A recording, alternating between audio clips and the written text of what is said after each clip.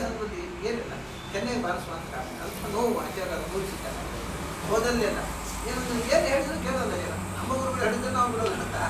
ಅಂಥ ಸಂದರ್ಭದಲ್ಲಿ ಉಗ್ರರಾದದ್ದಾದರೆ ಎಲ್ಲಿಯೂ ಅವರು ಇಡೀ ಶಾಸ್ತ್ರದ ಅವರ ಸರ್ವಗ್ರಂಥಗಳಲ್ಲಿ ಯಾವತ್ತೂ ಯಾವ ಕಡೆಯೂ ಒಬ್ಬ ವ್ಯಕ್ತಿಯ ಹೆಸರನ್ನು ಉಲ್ಲೇಖಿಸುತ್ತಿಲ್ಲ.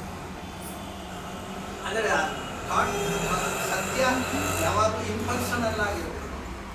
ಅದನ್ನು ಪೂರ್ಣ ಪ್ರಮಾಣದಲ್ಲಿ ಅವರು ಯಾವತ್ತೂ ಯಾವುದೇ ಒಂದು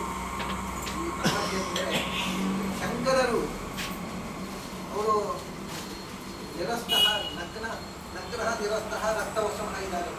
ಅವರು ಹೇಳ್ತಾರೆ ಬತ್ತಲೆ ವೇದಾಂತವನ್ನು ಖಂಡಿಸಿದ್ದಾರೆ, ಕೆಂಪುಪಟ್ಟೆ ವೇದಾಂತವನ್ನು ಖಂಡಿಸಿದ್ದಾರೆ.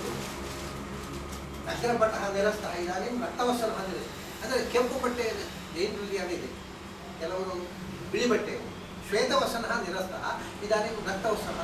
ಕೆಂಪು ಬಟ್ಟೆಯವರು ಅಂದರೆ ಅವರು ದಿಗಂಬರ ಸನ್ಯಾಸಿ, ದಿಗಂಬರತ್ವವನ್ನು ಮಾಡಲಿಕ್ಕೆ ಕಷ್ಟ ಆದಾಗ ಕೆಂಪು ಬಟ್ಟೆಯವರು, ಬಿಳಿ ಬಟ್ಟೆಯವರು ಕೆಂಪು ಬಟ್ಟೆಯವರು ಅಂದರೆ ಅವರಿಗೆ ಒಂಥರ ಪರ್ಸನಲ್ ಅಟ್ಯಾಕ್ ಇತ್ತು. ಬಿಳಿ ಬಟ್ಟೆಯವರನ್ನು ಖಂಡಿಸಿದ್ದಾಯಿತು, ಇದು ಕೆಂಪು ಬಟ್ಟೆಯವರನ್ನು ತೊಳಿತೇವೆ ಅಂತ ಹೋಗ್ತಾರೆ.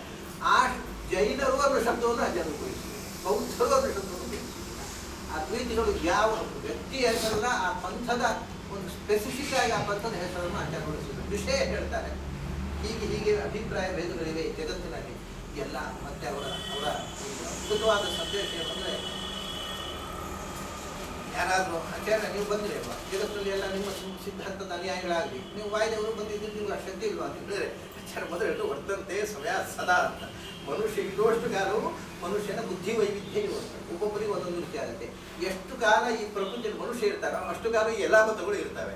ಅದನ್ನ ಒಂದು ಕೊನೆಯ ಸಿದ್ಧಾಂತ ಅಂತ ಯಾವತ್ತೂ ಯಾಕೆಂದ್ರೆ ಹ್ಯೂಮನ್ ಸೈಕಾಲಜಿ ಎಲ್ಲವನ್ನು ಒಪ್ಪಿ ಒಂದು ಸತ್ಯವನ್ನು ಒಪ್ಪಿ ಎಲ್ಲರೂ